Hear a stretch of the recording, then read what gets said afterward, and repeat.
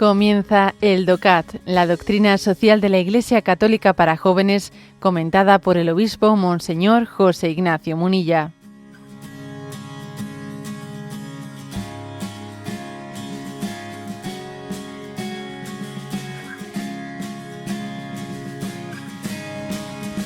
Punto 188.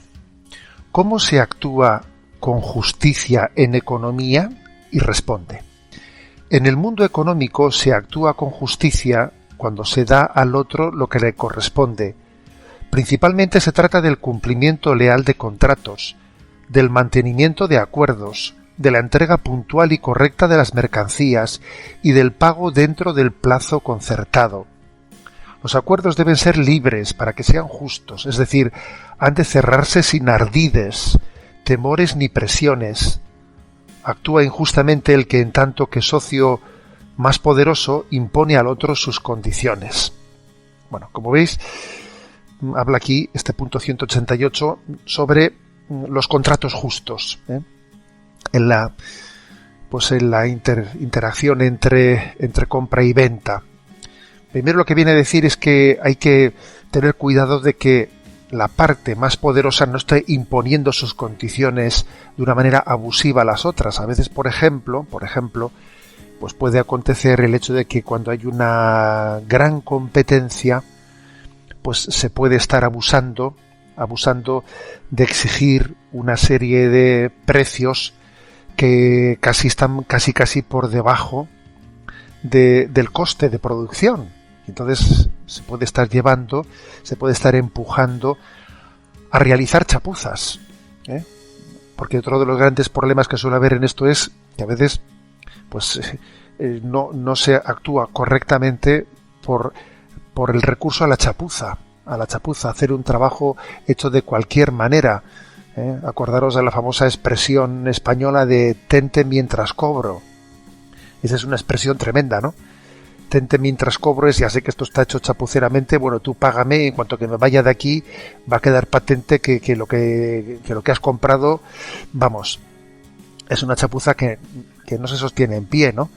¿Por qué? Pues por no haber hecho correctamente el trabajo, por haber buscado pues un beneficio a corto plazo y quizás también por haber podido tener demasiadas presiones en una competitividad que es tan feroz que puede llevar a que la única escapatoria posible, pues para poder subsistir, sea recurrir a la chapuza, ¿no? O sea, es un círculo cerrado del cual hay que escapar, hay que escapar. También se insiste aquí en la entrega puntual y correcta de las mercancías. O sea, eso también tiene su importancia, o sea, la importancia de cumplir también en los plazos. Y insiste también en otro punto, y es que no existan ardides en los contratos, ¿no? O sea, que a veces existen letras pequeñas en los contratos, esas letras que no solemos leer casi nunca, en las que estamos siendo estafados, ¿no? Eso ha pasado a veces en el mundo bancario, que uno firma determinados compromisos y hay una letra pequeña que le está firmando que no es ni consciente de lo que está firmando, ¿no? Hay que tener, o sea, es una falta de honestidad, obviamente, el que se oculte en la letra más pequeña pues las exigencias más duras de los contratos. Es un engaño encubierto, por mucho que uno después pueda decir, bueno, estaba escrito, usted es que no lo ha leído, ya no lo he leído, pero es que todo estaba hecho para que no lo leyese, Es decir, que se necesita un ambiente de confianza para que pueda hablarse de una interacción en los contratos en un nivel de justicia. O sea, la justicia también necesita confianza. La justicia no únicamente puede medirse por parámetros que pueden, ¿no? Pues equipararse a lo jurídico. No, también la confianza es necesaria. Bueno, el término confianza en la economía también el término confianza, ¿no? Es necesario en la economía. Hasta aquí este breve comentario del punto 188.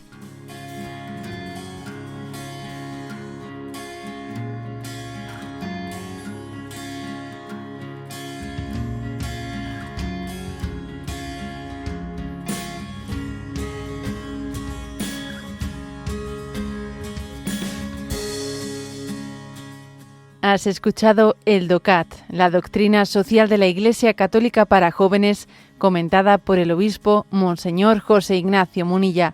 Encuentra todos los audios en radiomaria.es.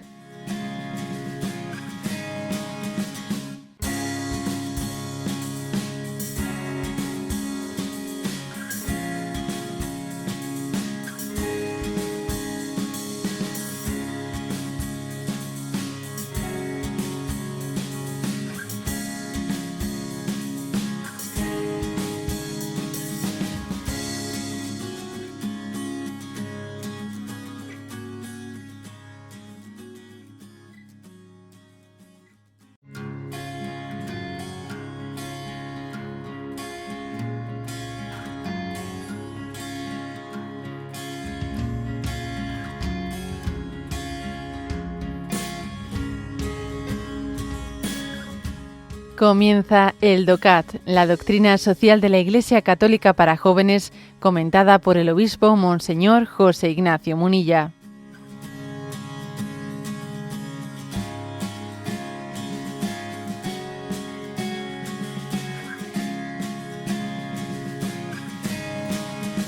Punto 189. ¿Qué es un precio justo? Se puede decir que un precio justo es aquel que se acuerda en una negociación libre en consideración de la oferta y la demanda. Aun así, son muchos los factores que pueden distorsionar este acuerdo: engaños, carencias de información, monopolios de vendedores o compradores, situaciones de emergencia de los socios, etc. La usura y la explotación son un pecado contra la justicia y la caridad.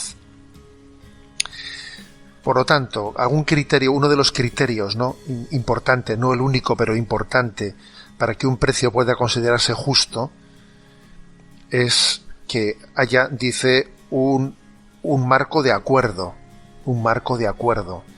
entre la calidad y el precio. El acuerdo generalmente suele venir siempre acompañado de una reflexión conjunta, ¿no? Pero por desgracia, a veces el precio justo ni siquiera existe como concepto. Sencillamente es lo que hay, lo tomas o lo dejas, lo tomas o lo dejas. Y hay muchos elementos, ¿no? Muchos elementos que pueden indicar que un precio sea abusivo o que entre dentro del concepto de usura. Por ejemplo, cuando alguien se sirve de situaciones de emergencia, pues eso, que lo hemos visto, ¿no? Que hay una guerra, entonces aprovechando la guerra, se suelen hacer, aprovechando la guerra, las mayores fortunas. Personas que en ese momento, pues eso, ¿no?, a producir una cosa que me voy a forrar, ¿no?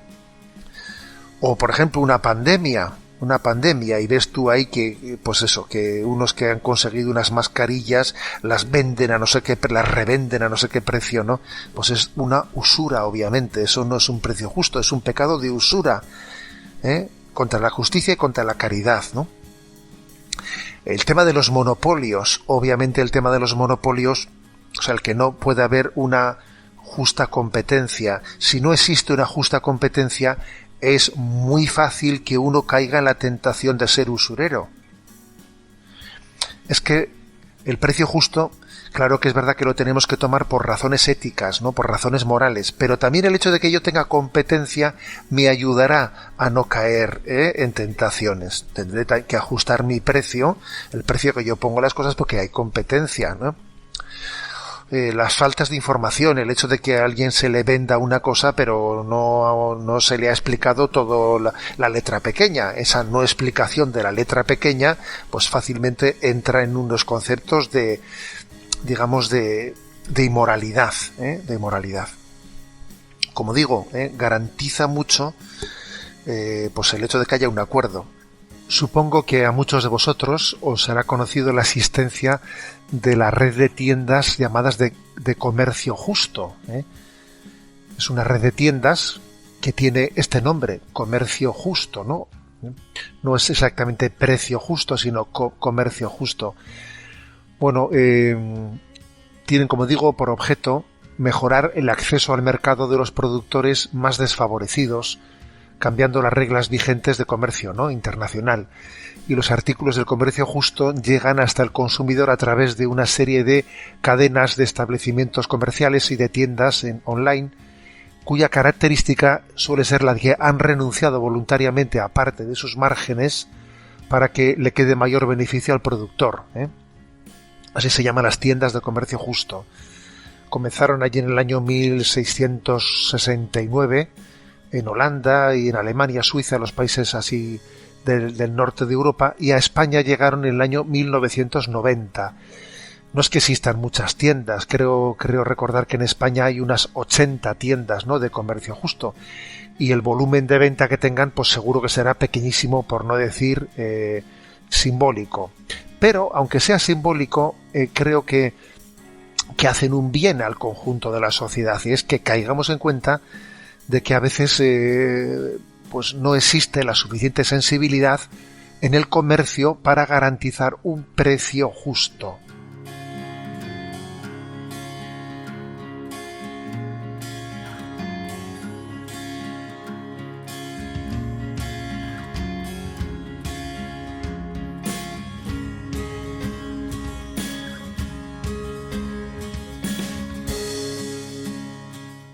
Has escuchado el DOCAT, la doctrina social de la Iglesia Católica para jóvenes, comentada por el obispo Monseñor José Ignacio Munilla. Encuentra todos los audios en radiomaria.es.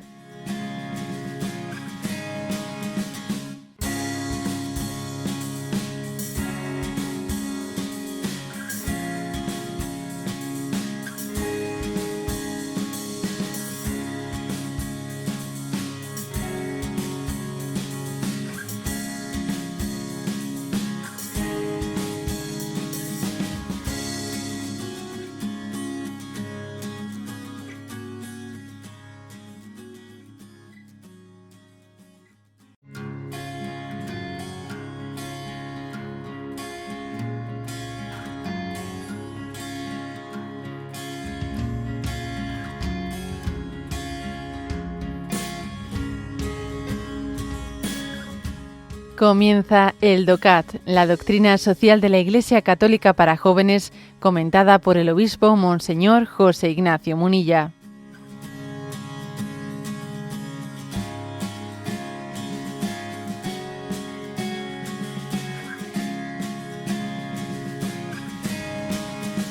Punto 190, que dice así: ¿cuáles son los pecados de la economía?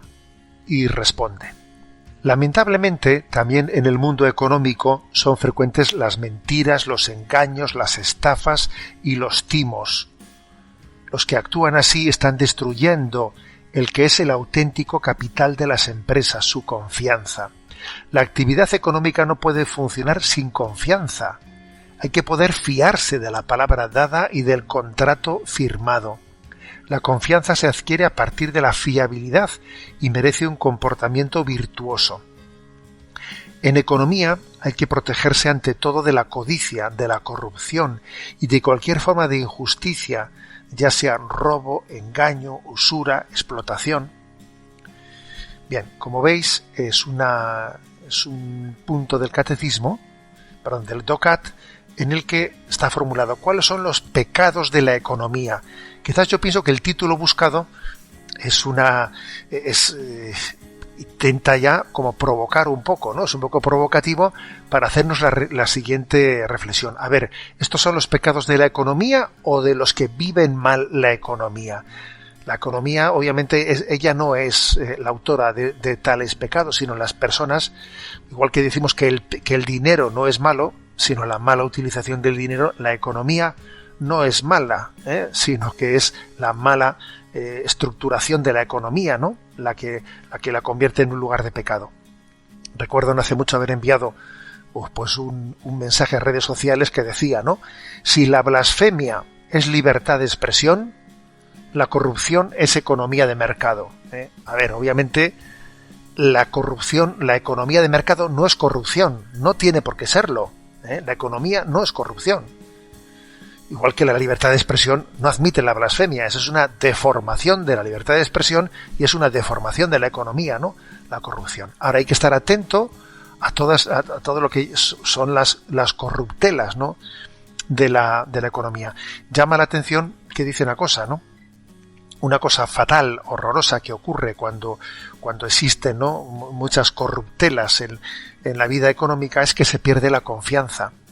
Y cuando se pierde la confianza, la economía queda muy dañada. Fijaros que incluso hoy en día esto lo vemos claramente en lo que es la cotización de la bolsa. Cuando pasan acontecimientos, ¿no?, que hacen que la confianza quede tocada, baja la bolsa. Y fijaros que igual los acontecimientos que han ocurrido en sí no son tanto de tipo de valoración cuantitativa monetaria, no. Son temas éticos, pero que han dañado la confianza, y al final, cuando la confianza queda dañada, hasta entran en crisis las empresas y las bolsas, y una empresa se puede arruinar, puede entrar en crisis por pérdida de confianza. Porque es importantísimo para poder vivir en esta vida, es clave poder fiarse uno del otro, no estar con esa especie de continua sospecha de que alguien me está robando, de que alguien me está timando, ¿no?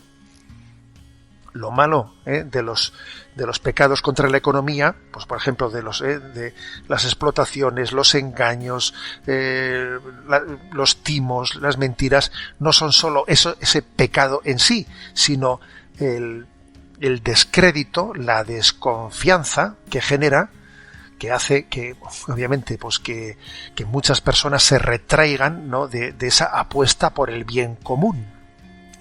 Ese es el gran daño que podemos hacer, ¿no? No solo es un pecado puntual, sino que es que se retrae a muchas personas de desarrollar su vocación en la economía como un lugar de expresión, ¿no?, al servicio del bien común.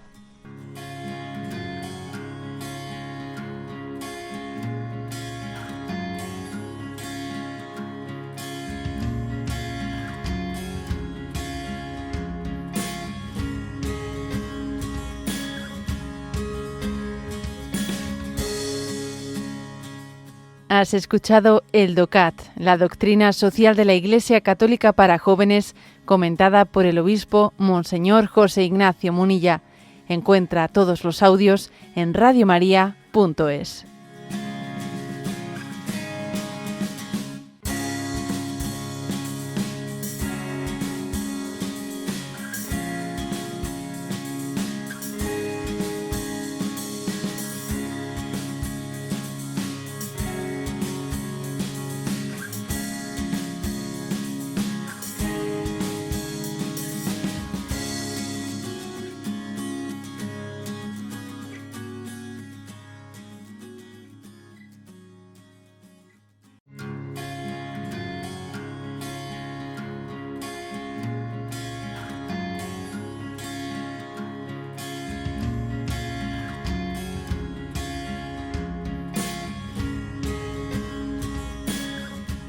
Comienza el DOCAT, la doctrina social de la Iglesia Católica para jóvenes, comentada por el obispo Monseñor José Ignacio Munilla.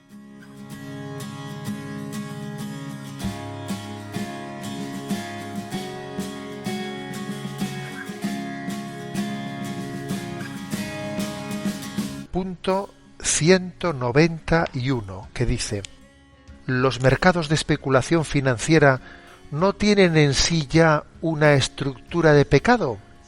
Y responde: no en lo fundamental.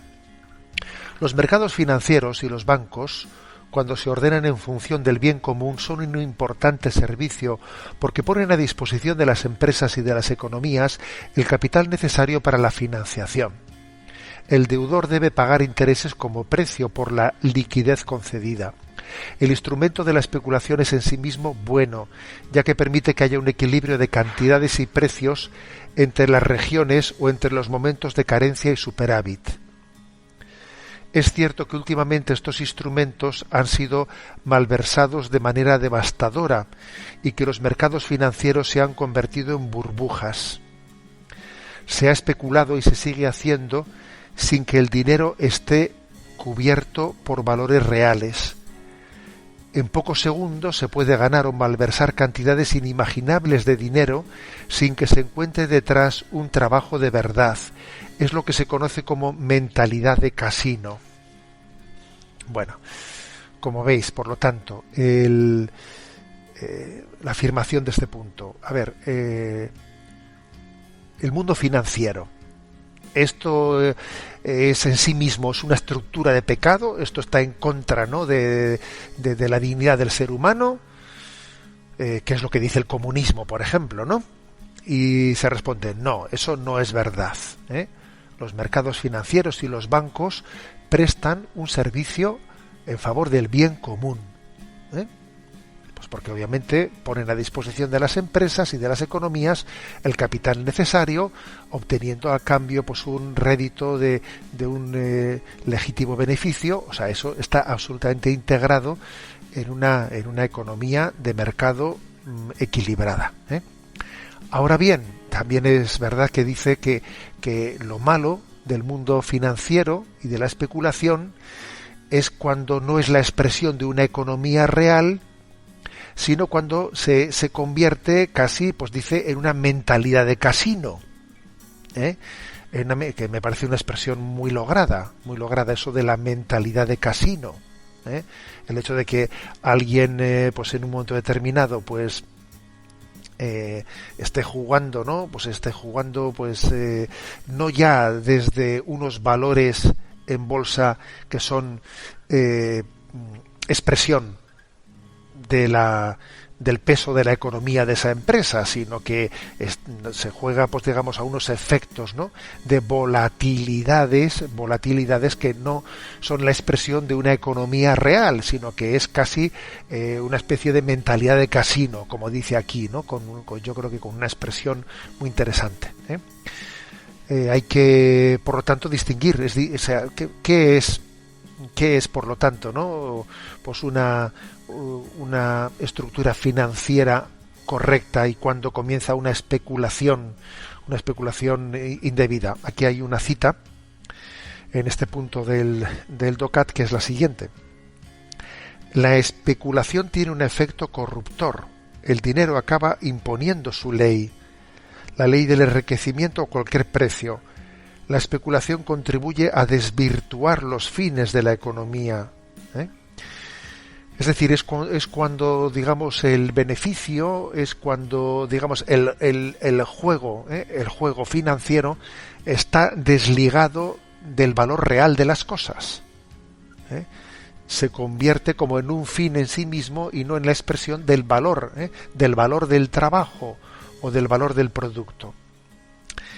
Ya sé que algunos diréis, bueno, pero es muy difícil, es muy difícil el establecer una línea divisoria, y además también hay que reconocer que nuestras bolsas suelen estar muchas veces a merced de efectos psicológicos que acontece una cosa y entonces se pega un susto, baja y bueno, es verdad, o sea que hay ciertas cosas que están mucho más allá de lo que es la responsabilidad directa nuestra, sino que entran factores de difícil control, pero por lo menos creo que esta distinción de este punto 191 es importante. O sea, es decir, el mundo financiero tiene plena dignidad,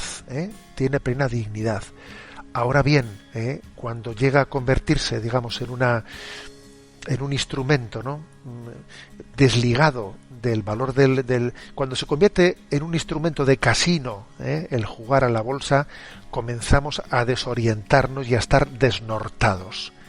Es cuando el dinero es un fin en sí mismo, ¿no?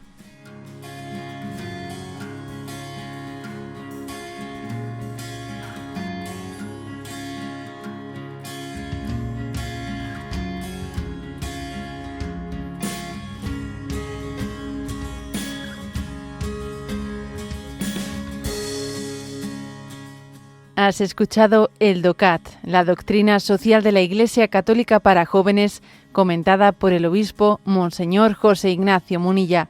Encuentra todos los audios en radiomaria.es.